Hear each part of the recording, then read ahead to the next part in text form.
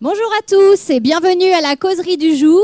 C'est avec plaisir que j'accueille aujourd'hui nombre de promotions. Alors, en particulier des promotions en système d'information, mais aussi responsable chantier BTP. Donc là, on a vraiment beaucoup de monde aujourd'hui qui est fortement intéressé par la thématique du jour. Merci à ceux qui nous regardent via le live. Vous êtes nombreux qui nous suivent chaque semaine et c'est un grand plaisir de vous recevoir, d'avoir vos retours également. C'est très appréciable. Je vous rappelle que les causeries saisies, ça existe depuis 8 ans maintenant. On est vraiment là pour vous apporter des thématiques diverses et variées pour enrichir votre culture. Votre cursus, bien sûr, mais ce n'est pas forcément le but de la causerie, c'est de vous ouvrir sur de nouvelles thématiques, de nouveaux sujets. Et vraiment, on a un plaisir fou chaque année à vous proposer un programme toujours plus riche, plus diversifié, en lien avec l'actualité. Vous avez depuis 4 ans la possibilité de regarder l'ensemble des causeries via le live, un lien live gratuit, diffusable, unique pour l'ensemble de la saison. Il suffit de cliquer à 13h et vous pouvez le diffuser à l'ensemble de vos réseaux personnels, professionnels, vos tuteurs qui sont nombreux à nous suivre également. Et je remercie tous nos centres saisis au national qui nous suivent, en particulier Orléans, mais l'ensemble des 25 centres qui nous suivent aussi comme ils peuvent, puisqu'ils n'ont pas forcément cette heure de libre comme vous, sur Nanterre, vous pouvez l'avoir. Et il y a pour ça les replays. Les replays, on a mis ça en place. Le confinement nous a permis de développer ça. Aujourd'hui, c'est coup à coup, en fonction du droit d'image, vous pouvez l'imaginer. Vous pouvez retrouver un grand nombre de replays de causeries sur le YouTube Saisie, la playlist Les Causeries Saisies. Je vous invite vraiment à y aller. Il y a des thématiques vraiment qui peuvent vous intéresser. Vous avez également la possibilité, alors là on arrive fin de saison, il reste un mois, on finit fin avril puisque les causeries c'est tous les mardis de 13h à 14h de fin octobre à fin avril. Et vous allez avoir la possibilité évidemment, si vous avez une idée de causeur, une idée de thématique qui vous intéresse fortement, n'hésitez pas à envoyer vos idées à causerie@saisie.fr et nous prendrons en compte vos propositions afin de modeler le prochain programme. Si vous avez des questions également sur comment ça se passe, etc., je suis là, il n'y a pas de problème, vous m'envoyez un petit mail, je répondrai à toutes vos interrogations. Aujourd'hui, donc, on a le grand honneur de recevoir Alain. Rosette, je vais juste prendre le petit pour changer. Donc aujourd'hui, on parle de blockchain. Donc ça doit vous parler un petit peu dans la salle. Des gens qui n'ont jamais entendu parler de ça ou très peu en live. Aujourd'hui, voilà, vous allez avoir des outils pour réfléchir, pour aller plus loin, ou au moins une base de connaissances grâce à Alain qui nous fait plaisir d'être là aujourd'hui. Je vous souhaite une très bonne causerie et n'hésitez pas donc à poser vos questions aux 2 moments, au milieu à peu près et à la fin. Et en live, vous envoyez vos questions à causerie@saisie.fr et je prendrai la parole afin de faire porte-parole. Merci à tous et bonne causerie. Merci. Bonjour. Donc on va commencer très rapidement pour ne pas perdre de temps. On va commencer sur la blockchain, on finira sur le foot. J'espère qu'on aura des yeux attentifs et je ferai peut-être un petit discours sur le bâtiment aussi, l'utilisation de la blockchain dans le bâtiment, ça peut être utile. Alors la blockchain est un système assez complexe, vous voyez ce nuage de mots où peu de mots ressortent véritablement, on voit transparence, on voit digital, on va essayer d'éclaircir tout ça. Alors le premier, juste mot sommaire pour vous expliquer un peu où on ira, on finira sur... je vous dis un peu de foot et puis un peu de conclusion pour les DSI ou pour quelqu'un qui se dirige vers ces métiers de l'informatique. Alors, blockchain, chaîne de blocs, en fait, en français. De quoi parle-t-on ? On parle de transactions. On ne va pas s'intéresser, le système ne s'intéresse pas à stocker des données comme sur Wikipédia ou sur Google, où vous avez des encyclopédies entières. Non, on s'occupe de transactions. C'est quoi une transaction ? La plus simple, c'est une personne veut donner de l'argent à une autre. Ça peut être telle personne est propriétaire d'une voiture, ou une voiture a eu déjà 6 propriétaires successifs. Tout ça, c'est des transactions. Une transaction la plus simple, c'est je suis né tel jour, telle date. Voilà, tout ça, c'est des éléments d'information où on retrouve généralement 1, 2, 3 individus, ou tout au moins individus digitaux, représentant par une personne digitale un mot de passe, un identifiant numérique, et qui échangent, qui ont une relation qui est définie par le contexte. Et la blockchain s'occupe de ce type de transaction. Alors, l'idée de son créateur, ça a été de créer des blocs. Pourquoi des blocs? Parce qu'une transaction, c'est quelques centaines d'octets. Promener des centaines d'octets sur Internet mondial, c'est perdre de l'énergie parce que vous avez des protocoles qui, pour 100 octets, en rajoutent beaucoup. Et donc, il a eu l'idée de faire plutôt un bloc d'un mégaoctet. Et pas trop gros, parce qu'au-delà d'un mégaoctet, vous commencez à avoir des problèmes de transit, de retry, c'est-à-dire que le bloc n'est pas arrivé, il faut le renvoyer plusieurs fois. Et donc, ce compromis d'un mégaoctet a été défini en 2008 par l'auteur de la blockchain, le premier auteur. Et donc, on a ces blocs de données. Et il a eu l'idée de les ancrer dans le temps de façon successive et de façon immuable. Comment a-t-il fait? Bien, il a pris le hash du bloc, ici, précédent, et il le met dans le bloc suivant.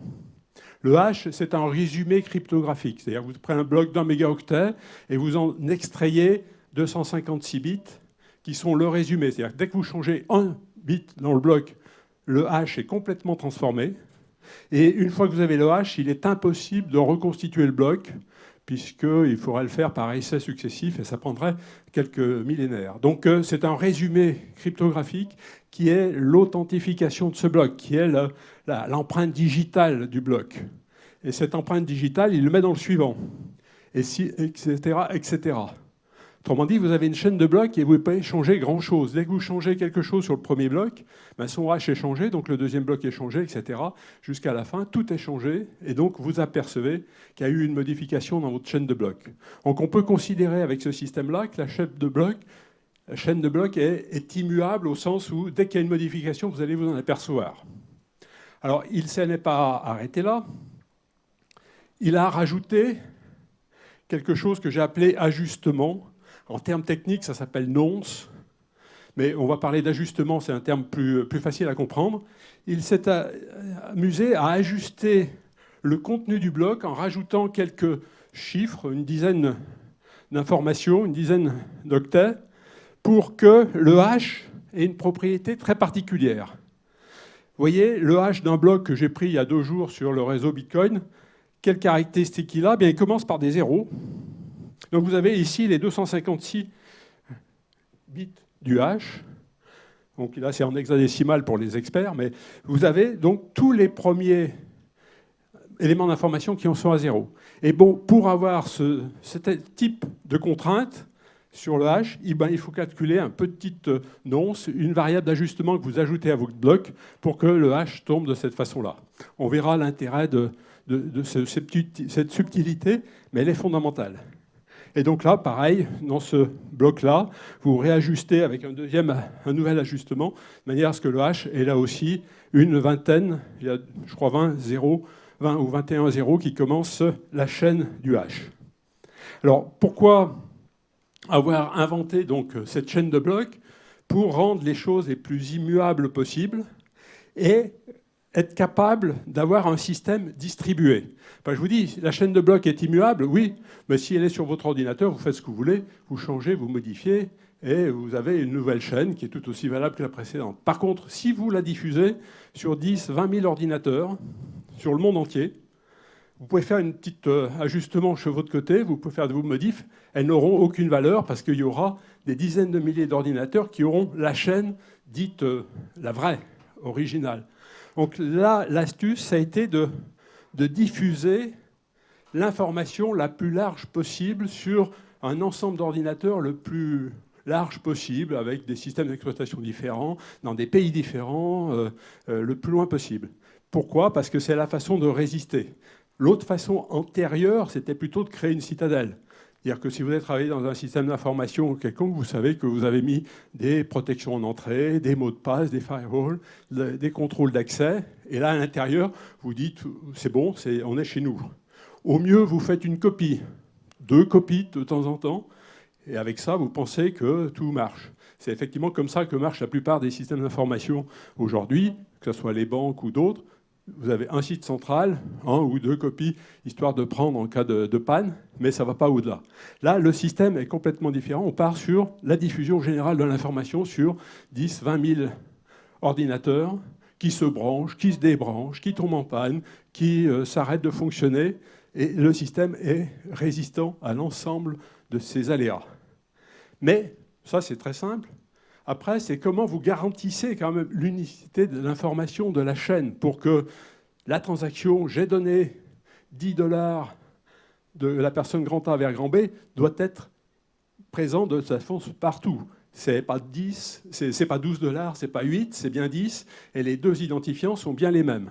Donc ça, il faut garantir que chaque bloc qu'on rajoute, il n'y en ait qu'un seul, et que chaque ordinateur ne fasse pas une chaîne à sa sauce, auquel cas vous auriez 10 000 chaînes différentes, et on n'aurait rien résolu du tout, on n'aurait pas eu cette résilience d'une information unique sur l'ensemble du réseau. Alors c'est là où le petit génie de l'auteur de la chaîne Bitcoin a eu l'idée justement de cet ajustement de chaque bloc qui demande un calcul énorme et qui fait que, par hasard, un des 10 000 ordinateurs a découvert le premier, une fois que le bloc est constitué, il a calculé l'ensemble tous les ajustements possibles. Il est tombé sur un ajustement où il y avait 21 zéros, le hash commençait par 21 zéros. Il dit « c'est moi, j'ai trouvé », il diffuse l'information à tout le monde, et voilà, c'est lui. Et à ce moment-là, son bloc, qui vient de calculer, qui vient de diffuser, devient le bloc officiel. Alors pourquoi c'est résilient? Parce qu'il y a une part de chance. Personne n'est capable, dans les 15 millisecondes qui précèdent le moment où il découvre qu'il a trouvé un hash correct, personne ne le sait, ni lui, ni tout le monde. C'est que, donc on ne peut pas attaquer cet ordinateur-là, puisqu'on ne sait pas qu'il va être désigné comme le vainqueur du prochain bloc. Donc c'est cette résilience faite par le choix aléatoire, le plus aléatoire possible parmi les 10 000 nœuds du réseau, du bon nœud qui va définir le bloc N+1. Puis N+2, ça sera un autre. Hein. Ce ne sera pas lui qui aura gagné, évidemment. 2 fois de suite, ça doit arriver de temps en temps, mais c'est très exceptionnel. Donc voilà. Et le troisième coup de génie, c'est que vous avez vu arriver un petit dollar qui lui est tombé sur la tête, c'est que pour remercier ce nœud, on lui alloue une somme, et donc ça veut dire qu'il a été créé dans le système une notion de jeton, un coin en anglais, jeton en français, qui n'a d'autre valeur informatique au départ que juste quelques informations, qui fait que celui qui gagne, au début il avait 50 coins, 50 jetons, là maintenant on est à 6,25 jetons, ça lui tombe dans la poche. Et il en est bien content. Pourquoi? Parce que ces jetons ont pris de la valeur au fil du temps. Je vais vous expliquer ça un tout petit peu plus tard. Et donc, voilà le système qu'a inventé. Alors, qui ça? C'est monsieur Nakamoto, Satoshi Nakamoto. Et là, c'est le 4e génie de cette personne ou ce groupe de personnes. C'est qu'il a complètement disparu dans la nature 2-3 ans après sa création. Il a créé le papier, il a écrit les principes, il a écrit les premiers logiciels avec des copains. Pendant 2 ans, il a animé la communauté et après, il a décidé de s'auto-dissoudre complètement dans la nature. Et on ne sait pas qui c'est. Et peut-être qu'une des résistances du système blockchain et Bitcoin provient de sa disparition, parce qu'il est inattaquable. On ne sait pas qui c'est. Alors, voilà le jeu du jeton est fondamental dans l'affaire. Le jeton, c'est ce qui crée la mayonnaise, celle qui crée le groupe de tous ceux qui travaillent sur la blockchain. Ils sont animés par ce jeton. Ils ont tous intérêt à ce que ce jeton prenne de la valeur.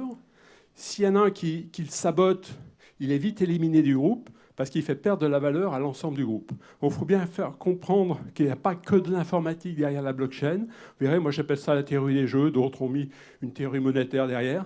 C'est qu'il se crée au sein de la communauté un intérêt majeur à ce que la communauté marche bien, que le système marche bien, qu'il n'y ait que des gens qui jouent le jeu et pas de déviants qui chercheraient à perturber le système.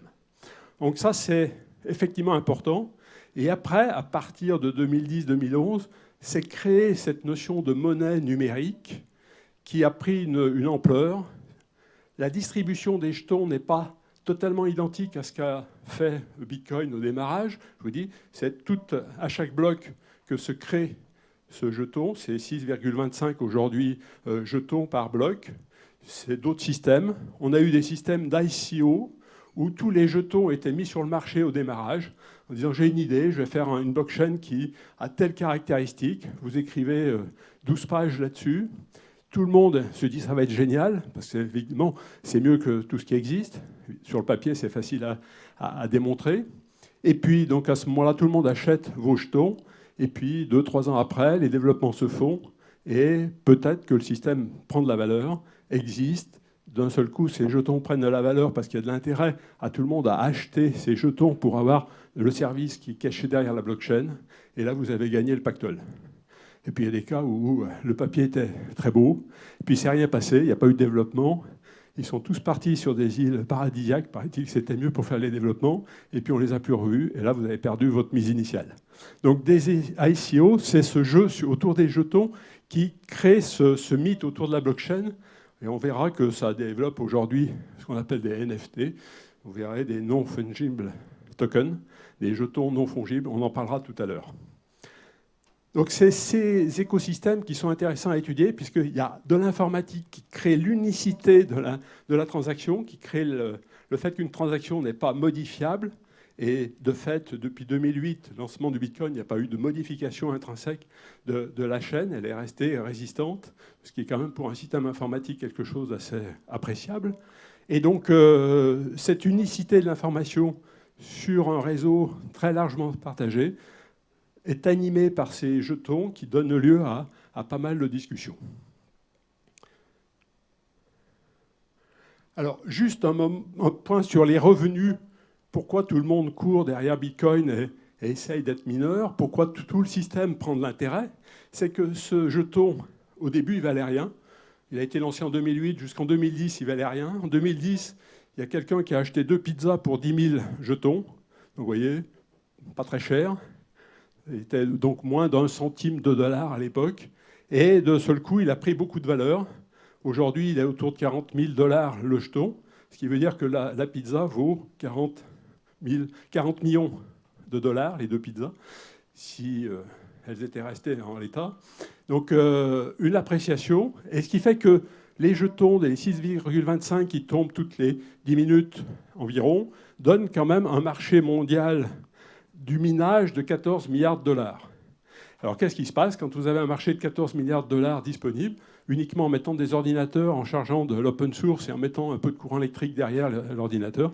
Il y a beaucoup de monde qui sont précipités sur ce marché et qui sont mis à acheter des ordinateurs. Au début, ils ont acheté une carte graphique en disant « comme ça, je vais calculer les haches plus vite que les copains et donc je vais pouvoir tomber sur le bon ajustement le plus vite possible et donc je vais gagner mon coin à chaque fois ».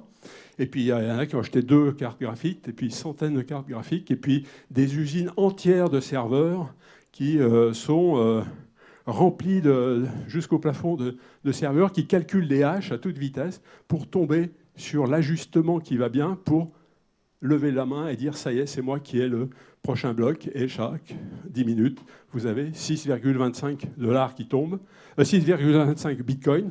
Vous multipliez par 40 000 $, vous avez vos 14 milliards par an, comme ça, qui se partagent entre une quinzaine, une vingtaine de gros mineurs qui ont les grosses usines de calcul.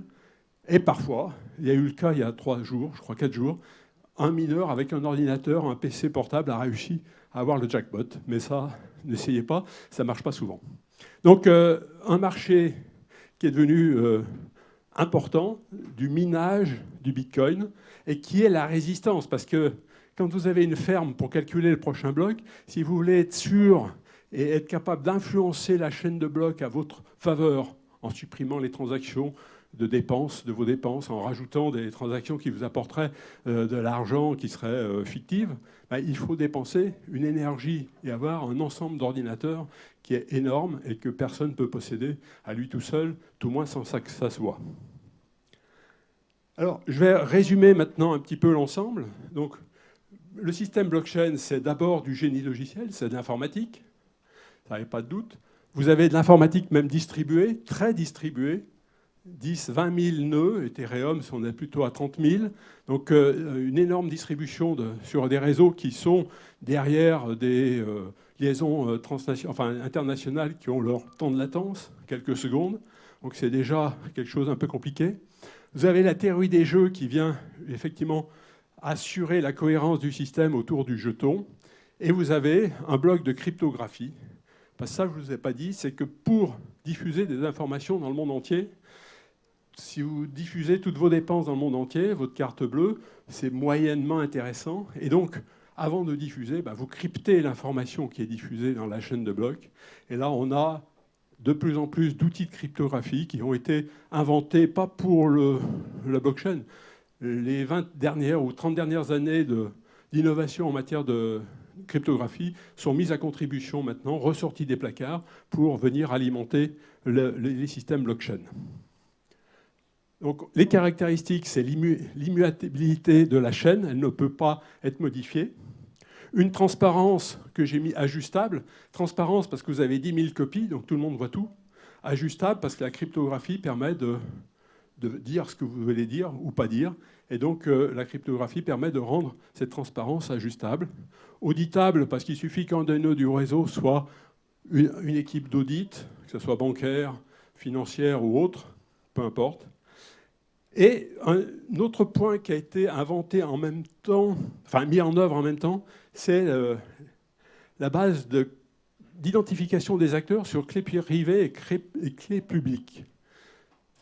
La clé privée et la clé publique sont un binôme de nombres qui permet de coder et de décoder des messages que vous envoyez ou que vous recevez. L'intérêt, c'est que vous publiez la clé publique. Tout le monde peut vous envoyer un message décrypté avec votre clé privée. La clé privée reste évidemment dans vos poches, dans votre coffre-fort, sur votre disque dur. Ce n'est pas le meilleur endroit, mais quand même, il faut le garder pour soi.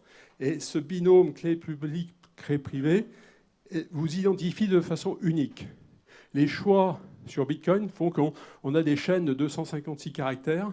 Et 256 bits, ça vous paraît tout simple, c'est à peu près l'équivalent du nombre d'atomes dans l'univers entier.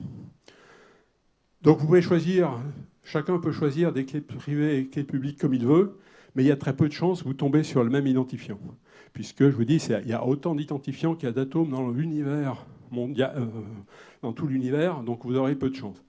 Quand vous regardez une carte bleue, vous avez forcément un opérateur centralisé qui régule les quelques chiffres de votre carte bleue pour que vous n'ayez pas les mêmes que votre voisin, ce qui serait dramatique.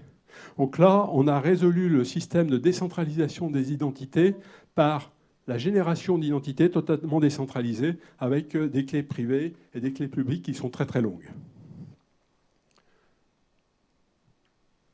Un consensus, je vous l'ai donné comment ? On choisit au hasard, mais depuis l'idée de Bitcoin, on a quelques trentaines à peu près d'algorithmes de consensus, plus ou moins intelligents, plus ou moins prouvés comme étant résistants à des hacks ou à des malveillances. Mais là aussi, les neurones ont phosphoré pour avoir d'autres systèmes de consensus que le système de preuve de travail du Bitcoin, où on choisit quelqu'un par hasard.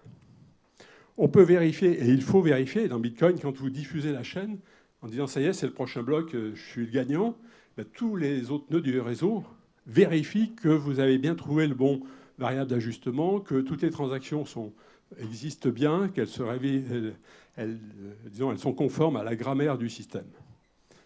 Et puis des transactions atomiques, c'est là le propre de la blockchain, il faut bien comprendre, c'est quand, même si sur un système réparti, vous faites une transaction, elle est faite ou elle n'est pas faite. Elle n'a pas d'état intermédiaire où une partie des nœuds penserait que l'argent a été dépensé, l'autre partie ne penserait pas. Dans un système traditionnel, quand vous commandez des billets à la SNCF, vous avez 3 ou 4 serveurs empilés. Et le système de réservation de la SNCF, où vous avez les chaises, les sièges dans les wagons, mais vous avez le système de la carte bleue, plusieurs systèmes entre les deux, parce que c'est pas directement, les systèmes ne sont pas aussi simples que ça. Et vous vous retrouvez, et ça je pense que tout le monde à la salle a dû se retrouver, où vous avez potentiellement votre billet en poche, mais la carte bleue n'a pas été débitée, ou plus grave, la carte bleue a été débitée, mais la réservation n'a pas été formellement faite dans le système d'information de la SNCF. Donc ça n'existe pas dans le système blockchain. Dans un système blockchain bien conçu, la transaction est unique, elle est faite ou elle n'est pas faite, et elle n'a pas d'état intermédiaire, ce qui est beaucoup plus simple à gérer que les systèmes classiques.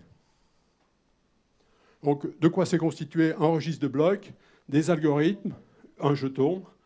Alors, qu'est-ce qu'on peut en faire ? Preuve d'information, c'est-à-dire qu'une fois que vous avez ancré votre carte d'identité, votre permis de conduire, votre diplôme dans une blockchain, eh bien, vous avez la preuve, vous affichez la preuve de ce document dans la blockchain. Et donc, si à l'autre bout du monde, quelqu'un veut vérifier que votre diplôme est bien le bon, eh bien, il va retrouver cette trace cryptographique de votre diplôme. Vous lui montrez le diplôme en même temps, il fait le joint entre les deux, il dit oui, c'est bien votre diplôme. Il n'y a pas eu de triche, il n'y a pas eu de falsification de nom ou autre entre le diplôme que vous montrez et la preuve cryptographique qui a été inscrite par votre école, par votre enseignant dans la blockchain. C'est juste un exemple. Donc derrière le diplôme, vous avez tous les éléments d'identité. Vous pouvez aller plus loin sur de l'IoT, vous pouvez inscrire des températures pour affirmer qu'il y a des gelées dans tel département ou pas, pour déclencher des phénomènes d'assurance, entre autres. Vous avez donc tout ce qui est crypto-monnaie. Crypto-monnaie, c'est un jeu sur une monnaie qui n'est ni le dollar ni l'euro, qui est un jeton que vous avez créé, qu'un système a créé, et vous jouez avec des règles, et vous pouvez gagner ou perdre de l'argent avec. Et puis, on va voir après qu'on peut greffer, parce qu'il y a un deuxième génie vers 2013-2014, qui a inventé l'idée de mettre, non pas des données en tant que telles, des transactions dans la blockchain, mais de mettre des petits programmes qui, eux, gardent la caractéristique, ça veut dire qu'ils sont non modifiables, etc. On va le voir tout de suite. Alors, le choix de l'identification est quelque chose d'assez important, parce que c'est un problème que peu de systèmes informatiques ont véritablement résolu. Vous l'avez tous les jours. Est-ce que ce qui est dans le monde numérique reflète le monde physique ? Est-ce que quand vous votez en numérique, c'est bien vous ? Est-ce que vous ne faites pas voter votre chien ou d'autres personnes ? Donc là, l'identification du Bitcoin a été de choisir cette cryptographie. Je vous l'ai dit, on pourra revenir dessus s'il y a des questions. Mais la blockchain permet d'aller un peu plus loin, puisqu'elle permet aussi d'enregistrer dans une chaîne stable des informations de type identité, qui vous sont propres et qui permettent de générer une identité infalsifiable dans le monde numérique. Alors, juste un petit historique, c'est pas né en 2008 de la tête d'une personne toute seule. Il y a quand même une histoire de succession d'étapes. Là, vous les avez rapidement. La crypto asymétrique a été inventée en 1976. Elle était quasi inapplicable à l'époque parce qu'il faut des puissances de calcul qui ne sont avérées que dans les années 2000. Vous avez quelqu'un qui voulait empêcher les spams, justement avec ce petit ajustement qu'on calculerait pour chaque mail envoyé, qui permet pour un mail, ça coûte pas cher. Quand vous avez 1 million de mails envoyés, vous avez 1 million d'ajustements, etc. C'était inventé en 2002-2003. Voilà. Donc chaque pièce du puzzle était déjà dans les informations disponibles par quelqu'un qui s'intéresse au système d'information. Et juste un point intéressant, c'est qu'en 2002, les chercheurs avaient dit de toute façon, ça ne marchera jamais, ces systèmes distribués, où vous essayez d'avoir l'unicité de l'information dans un système distribué. C'est un truc, c'est démontré, ça ne marche pas. Donc ils avaient tous arrêté. Et en 2008, Bitcoin arrive, qui essaye... Alors c'est vrai qu'il n'est pas formellement prouvé qu'il y a une unicité dans le système Bitcoin, n'empêche que ça marche quand même depuis 2008. Mais les chercheurs avaient baissé les bras en disant « de toute façon, il n'y a plus rien à chercher, on a démontré que ce n'était pas faisable ». Et puis là, c'est ce que je reviens, 2010, vous avez le texte initial, enfin, l'abstract du texte qui a lancé Bitcoin. Et puis 2015, le deuxième génie qui arrive d'Ethereum pour créer justement des petits programmes qu'on inscrit dans la chaîne. Alors je reviens sur avantages, inconvénients, je vous laisse lire rapidement. Et on va passer effectivement à Ethereum, qui est pour moi la deuxième invention derrière Bitcoin. C'est un petit jeune qui, quand il avait 16-17 ans, a écrit des papiers sur Bitcoin, faisait des articles de presse, et il trouvait que ce n'était pas si génial que ça, parce que ça avait quelques inconvénients. Et il a eu l'idée, justement, d'inscrire un programme à la place des transactions, de mettre un script assez court, parce que comme c'est diffusé 10 000 fois, il ne faut pas écrire des romans de mégaoctets, sinon ça ne marche pas. Donc des programmes assez courts, et d'avoir toute la flexibilité d'un programme qui a comme caractéristique d'être inarrêtable, puisqu'il existe toujours au moins un ordinateur. On fait l'hypothèse qu'il existe toujours au moins un ordinateur ou plusieurs ordinateurs qui vont marcher pour faire tourner. Donc c'est un programme qu'on ne peut pas arrêter, qu'on ne peut pas modifier, puisqu'il est écrit dans la chaîne. Donc on ne peut pas changer un octet de ce programme. et qui mouline comme ça et écrit des transactions dans la chaîne. Alors il prend des informations dans la chaîne de blocs et puis il réécrit des informations dans la chaîne de blocs. Il reste dans la blockchain Ethereum. Et ça a été un univers nouveau qui s'est ouvert. Bitcoin, ça va simplement faire des transactions de A vers B. Je dépense des sommes, j'en ai, je le donne à une autre personne, ou je donne à plusieurs, etc. Ce n'était pas très, très compliqué.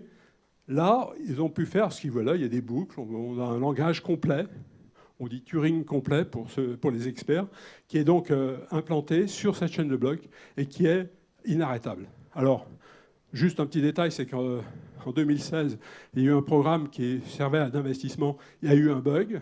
Comme la chaîne est lisible par tout le monde, le programme est lisible. Il y a quelqu'un qui s'est aperçu du bug et il l'a détourné à son profit. Il a gagné une cinquantaine de millions de dollars comme ça. Mais bon, parce qu'une fois que vous avez fait une erreur dans une chaîne de blocs qui est immuable, mais l'erreur est immuable. Vous ne pouvez pas corriger le programme. Alors, je ne sais pas combien ici ont déjà écrit des programmes et 4 jours après, ils ont changé quelque chose parce qu'il y avait des erreurs. Là, ça ne marche plus. Donc, c'est le risque, mais c'est l'avantage, c'est qu'on ne peut pas le perturber, on ne peut pas le modifier, le truander non plus. Alors, voilà. Alors, il a appelé ça des smart contracts, qui est un mauvais mot. Moi, j'ai préféré utiliser Automate Executor Clause, qui est d'ailleurs la traduction française officielle. Et ce ne sont pas des contrats, ce sont juste des petits bouts de programme qui avancent tout seuls sur cette chaîne. Alors là, vous l'avez un peu plus gamin, mais bon. Alors, si vous voulez, c'est extrait d'un article, un des derniers articles du Time. Il fait quelques réflexions, justement, puisque là, maintenant, il doit avoir 28 ans. Il a inventé Ethereum en 2015, donc il y a 7 ans à peu près. Et donc, il revient sur les dernières années, l'évolution de la blockchain depuis ces dernières années et le futur qu'il est en train d'entrevoir. Donc, je vous conseille, si vous voulez, si vous n'avez pas, vous m'envoyez, j'ai la copie de l'article. Voilà, peut-être, avant de passer, juste peut-être dire, vous avez 2 exemples, donc Bitcoin, le premier exemple, Ethereum, on voit que c'est un peu plus compliqué. En fait, une blockchain, il faut d'abord réfléchir, est-ce que vous allez ouvrir à tout le monde l'accès à la chaîne ou pas? Parce que les entreprises, entre elles, peuvent faire des blockchains aussi. J'en ai vu au sein de services d'une ville, entre un donneur d'ordre et ses fournisseurs. Vous pouvez créer donc un environnement plus fermé, pas forcément ouvert à tout le monde depuis l'ensemble des pays du monde.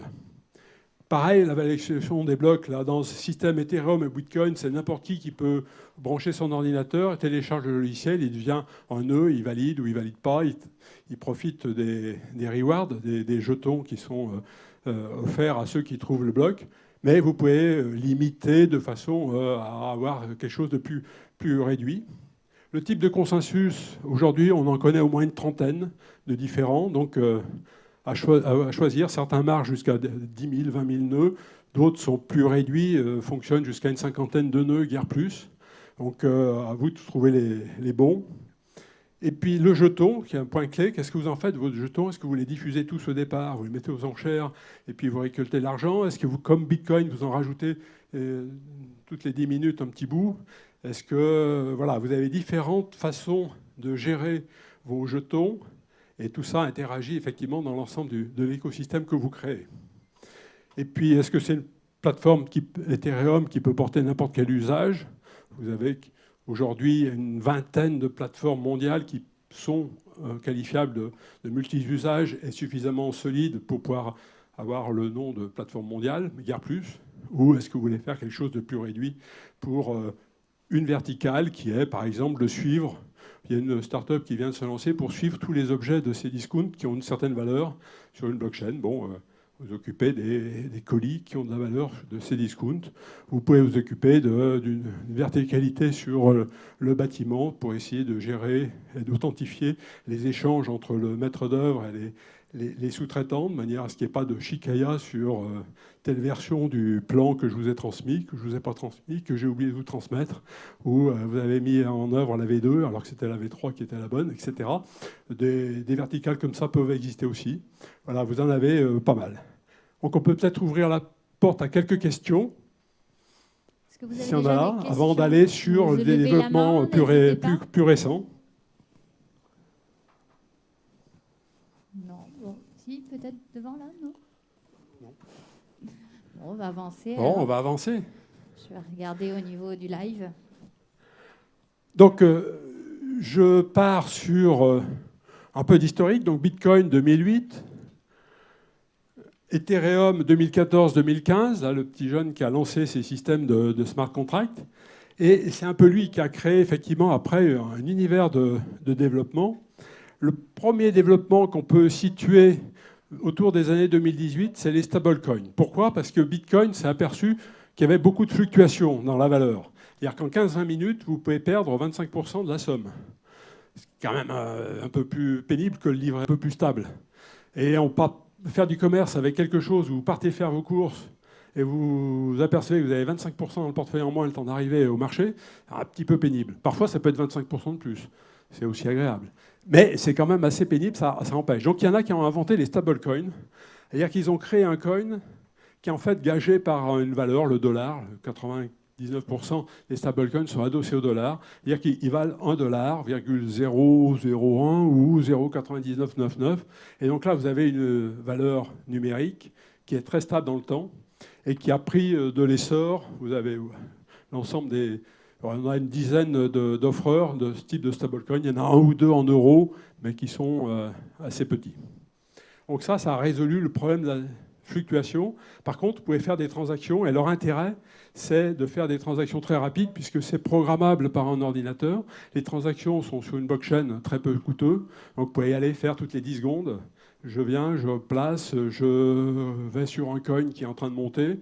Il semblerait qu'il descende, je reviens, je m'assois en stablecoin pendant 1 heure, je saute sur un autre coin 1 heure après. Donc vous pouvez faire des allers-retours comme ça. Enfin vous, peut-être pas à la main, mais vous pouvez créer des logiciels qui font des allers-retours comme ça pour jongler entre les différentes valeurs des autres coins. Et vous avez une valeur refuge qui est stable, qui est assise sur le dollar. Et ça vous prend beaucoup moins d'argent que si vous le faisiez avec Visa, Mastercard ou n'importe quelle autre banque. Là, alors juste dans ces stablecoins, il y en a un qui a voulu créer un stablecoin, c'est Facebook. Il s'est dit, moi, j'ai une messagerie, j'ai un système mondial. Si on pouvait échanger de l'argent en même temps qu'on échange des mails sur WhatsApp, comme pièce jointe, ça serait quand même génial. Si on pouvait payer avec WhatsApp et échanger de l'argent avec WhatsApp ou avec Messenger, ça serait quand même un truc génial. Et il a créé un coin. Il a dit, bon, bah, on va créer un jeton stable. Comme ça, il n'y aura pas ce souci de perdre 25% en 10 minutes. Et là, il s'est mis à peu près l'ensemble des pouvoirs politiques à dos. Parce que tant que c'est une start-up comme Tether ou d'autres qui créent quelque chose dans un coin avec des technos compliqués qui ne sont pas très diffusés, c'est pas trop grave. Mais Facebook, c'est quand même beaucoup plus grave. Et donc là, il s'avait pris tout le G7, il a pris les États-Unis, tout le monde est tombé dessus, les banques centrales, les pouvoirs politiques, en disant c'est un scandale. La monnaie, c'est régalien, la monnaie, c'est l'État. Il ne faut pas que ça soit donné à Facebook ou à d'autres GAFA. Et donc, ils sont dit, notamment, là je montre la banque chinoise, il y en a, le G7 a plutôt dit, c'est idiot, il faut arrêter tout ça, on va mettre des lois. Et en Europe, on est en train de créer des lois qui bloquent ce système de stablecoin qui serait créé par des grandes entités déjà présentes auprès de milliards d'individus dans le monde entier.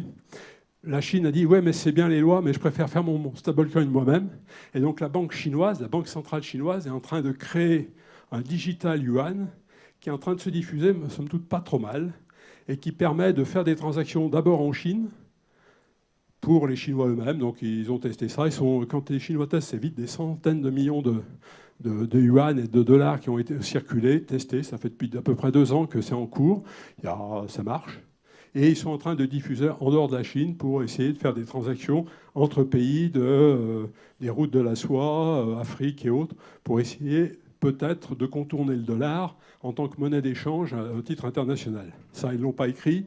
Mais on y pense, enfin tout le monde y pense assez fort, que créer une contre-valeur au dollar pour pouvoir faire des échanges commerciaux sans être obligé de passer par la monnaie américaine, ça doit leur titiller les neurones. Donc parmi les stablecoins, il y a des tentatives de stablecoins officiels, cette fois faits par des banques centrales. Alors l'euro, il travaille, la Banque centrale européenne. Au mois de mars, le 9 mars, Joe Biden a sorti un décret pour dire aux Américains de se dépêcher à faire un digital dollar qui serait conforme à l'esprit américain. Bon, mais c'est un peu tard parce qu'ils n'ont que 2 ans et demi, 3 ans de retard sur les Chinois. Et puis est arrivé, une fois qu'on a eu ces stablecoins, il y en a qui ont créé des outils bancaires sur blockchain, complètement décentralisés, au sens il n'y a pas de banque, il n'y a pas un intermédiaire avec un toit, une maison, un chef, qui permettent de faire des prêts, de faire des assurances, faire d'abord l'ensemble de l'ingénierie bancaire classique, et puis ils sont en train d'inventer des choses un peu plus compliquées, des trackers, des futurs, c'est-à-dire qu'on parie sur la valeur du Bitcoin dans 15 jours, dans 2 ans ou dans 6 ans, des trackers qui suivent les indices d'autres monnaies crypto, mais qui peuvent aussi suivre l'indice de l'or et l'indice du blé. Et donc vous avez la contre-valeur de quintaux de blé et de quintaux d'or ou de tonnes d'or en valeur numérique, échangeable sur des blockchains avec des petits programmes que vous pouvez écrire de façon assez facile. Et donc là, on a toute une ingénierie financière qui commence. Elle est en marge de la loi parce que tout n'est pas régulé, mais on est face à quelque chose qui évolue de façon assez rapide. Et puis les derniers qui sont arrivés il y a 1 an à peu près, les NFT, les jetons non fongibles, non-fungible tokens, qui sont en train de révolutionner, mais je vais vous en parler bientôt. Donc juste le cours du Bitcoin, pour rappeler qu'il a commencé à 0 jusqu'en mi-2016, il ne valait pas grand-chose. Et puis il est monté à 70 000. Là, aujourd'hui, il est plutôt à 40 000. Bon, je ne peux pas vous dire ce qu'il sera ce soir, ni dans 3 jours. Voilà, vous avez la valeur des derniers mois. Vous avez la courbe d'un stablecoin. Un stablecoin, c'est ça, quoi. C'est $, quelque chose, et ça bouge jamais. Et vous avez normalement la contre-valeur en dollars dans un coffre quelque part. Alors, ce n'est pas tout à fait des billets. Ça peut être des valeurs monétaires à court terme, des bons de trésorerie. Et vous avez là parmi certains qui sont sur des algorithmes, là aussi un peu complexes, totalement automatisés, où il n'y a pas de contre-valeur, mais ils essayent de conserver la valeur du coin du jeton très stable, en essayant chaque fois de jouer sur l'offre et la monnaie. C'est-à-dire qu'il y a beaucoup de gens qui demandent ce jeton, ils en créent. Ça, c'est pas très compliqué informatiquement parlant. C'est un peu plus compliqué, c'est de les retirer du marché si tout le monde veut vendre en même temps. Donc là, vous avez des essais de stabilisation algorithmique. Ça peut résister à des fluctuations lentes. Si vous avez un bank run, c'est-à-dire si d'un seul coup, il y a un tweet qui dit le DAI est en train de s'effondrer, tout le monde va vendre. Et là, je pense qu'ils auront du mal à complètement contrôler la situation. Alors que normalement, les autres sont censés, si vous vous présentez et que vous voulez retirer vos tethers, ils sont censés avoir autant de dollars qu'il y a dollars numériques, et ils sont censés vous rembourser sans souci. Voilà, vous êtes sur des montants de 160 milliards de dollars à peu près. La finance, on est sur des 200 milliards de dollars. Bon, ce n'est pas des sommes, mais on commence à approcher, pas le CAC 40, mais enfin des sous-ensembles de bourses qui peuvent avoir des montants de capitalisation de ce montant-là. Donc vous avez un effet qui commence à devenir significatif. Et le dernier à la mode, c'est les NFT. Alors, non-fungible token, c'est quoi? C'est un jeton qui représente un objet qui n'est pas fongible au sens qu'il est unique dans l'univers.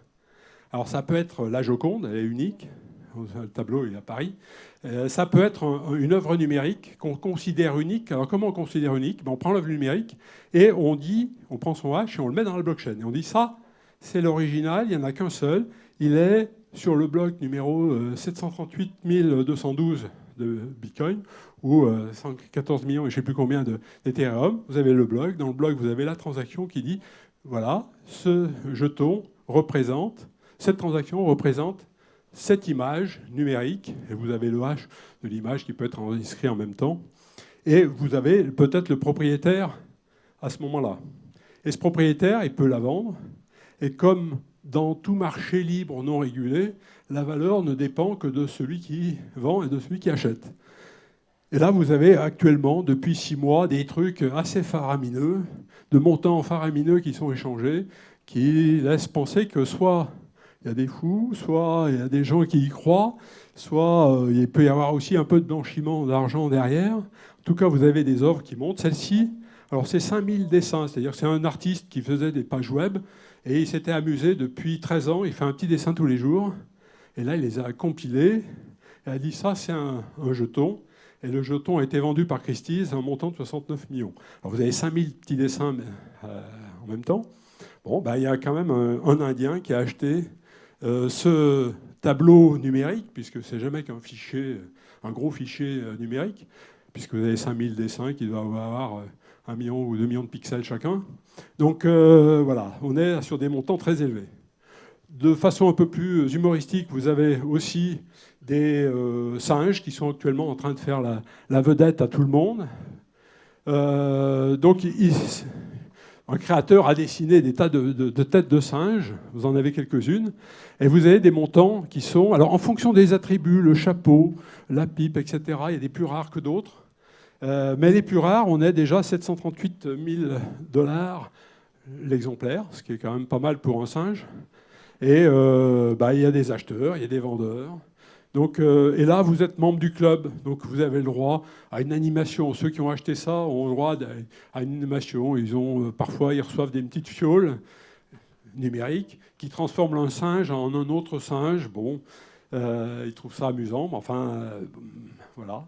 Donc, est-ce que ça aura de la valeur? Est-ce que ça va la conserver? Ce que vous pouvez prouver, c'est que ce singe-là, il a une version unique dans la blockchain avec un propriétaire. Il est sur Ethereum. Il a un propriétaire au jour J, je ne sais plus qui c'est, mais enfin bon, il suffit de cliquer sur Honneur, vous l'avez. Il peut vous le vendre, vous pouvez faire des offres. Donc c'est une valeur marchande. Après, elle peut s'effondrer, comme toute valeur marchande s'est effondrée. Les tulipes au XVIIe siècle, les emprunts russes au XIXe, etc. Alors vous avez un peu moins cher, vous pouvez dire ces petits 10 dessins. Alors c'est un peu anecdotique, il y a quand même un intérêt dans ces opérations spéculatives initiales qu'on a vues à peu près dans tous les grands moments de la blockchain, c'est que ça permet de tester les outils techniques derrière avec des vraies valeurs. Parce que si vous avez un site internet qui gère tout ça et que derrière vous avez 15 centimes à gagner, je peux vous dire qu'il n'y a aucun hacker qui va s'y intéresser. Là, vous avez un site, le précédent, il doit avoir quelques dizaines, je crois qu'il a 9900 singes, comme ça, tous entre 300 000 $ l'un. Ça vaut le coup pour un hacker de commencer à s'intéresser sur comment il a été fabriqué, comment il travaille et est-ce qu'il résiste. Donc ça permet de tester les outils techniques en vraie grandeur, avec derrière des gens qui sont, j'estime, prêts à perdre la mise qu'ils ont mis. Si leur système se fait hacker, quelques-uns vont perdre quelques centaines de milliers de dollars parce qu'ils auront lancé un singe et d'un seul coup, soit le serveur sera mort, soit il aura été dupliqué des centaines de milliers, il n'aura plus aucune valeur unitaire. Donc ça permet de rendre résistants des chaînes informatiques avec des vrais tests et des vrais hackers qui sont avec un vrai intérêt financier pour qu'ils aillent secouer le système pour le faire marcher, pour voir s'il résiste bien. Ça, c'est un intérêt. Le deuxième, ça permet de financer ces développements qu'aucun organisme étatique ou venture capital n'aurait financé initialement.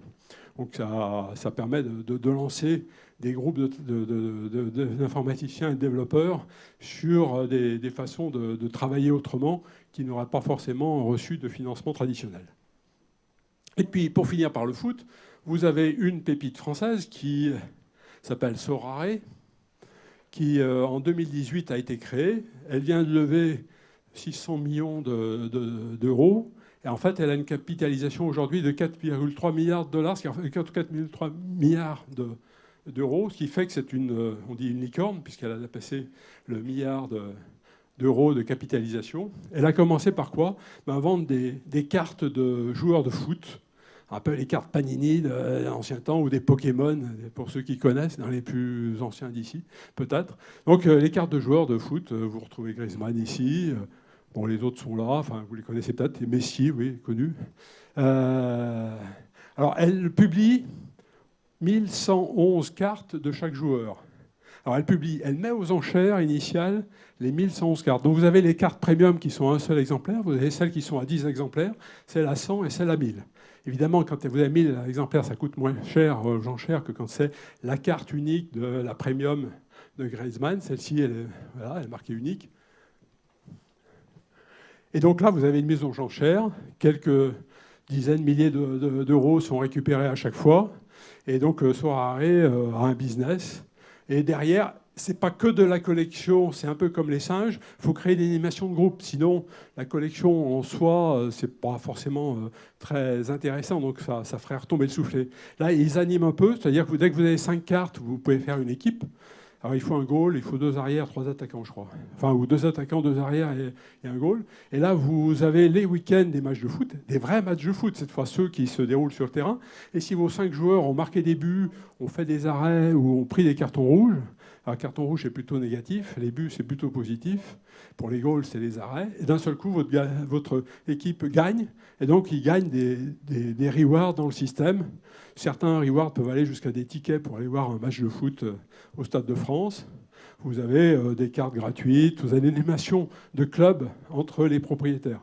Donc on est sur 200 000 300 000 joueurs aujourd'hui. Et la valorisation boursière fait que tout le monde estime que ça pourrait exploser. Bon, Griezmann et Piqué sont à l'origine du concept, enfin sont les consultants techniques de Sorare, si vous voulez. Voilà.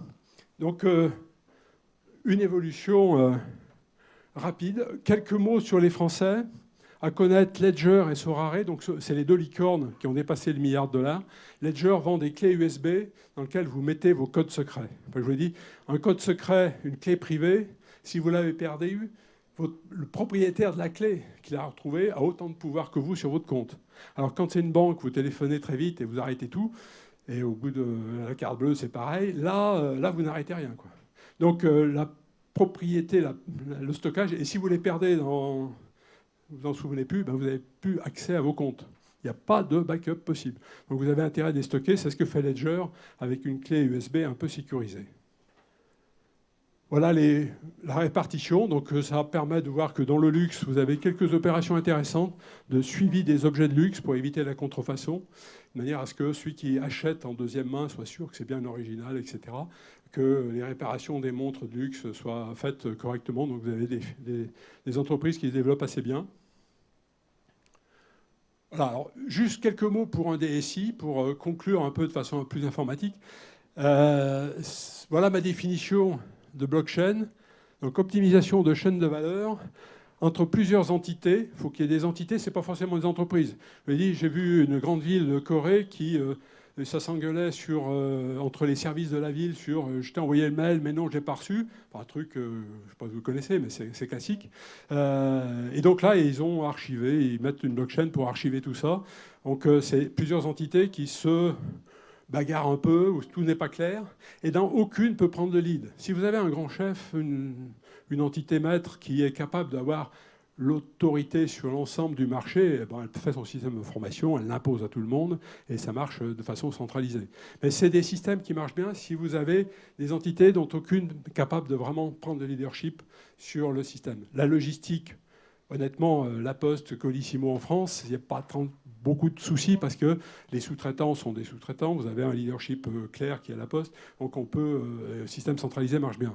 Quand on est sur un système international où vous avez 25 transporteurs, 25 intervenants entre le déclarant en douane, le transitaire, le camionneur, l'avion, etc., là, ça devient plus compliqué parce qu'il n'y a pas vraiment de leader sur la logistique mondiale. Les avantages, je vous laisse les découvrir. Donc des liens souples, des transactions plutôt compactes, parce que les informaticiens ne se sont pas lâchés dans le système blockchain. Ils ont conscience que quand on multiplie par 10 000, il faut faire gaffe qu'un octet, c'est un octet. Donc ils grattent les choses, ce que l'on ne voit pas généralement ailleurs.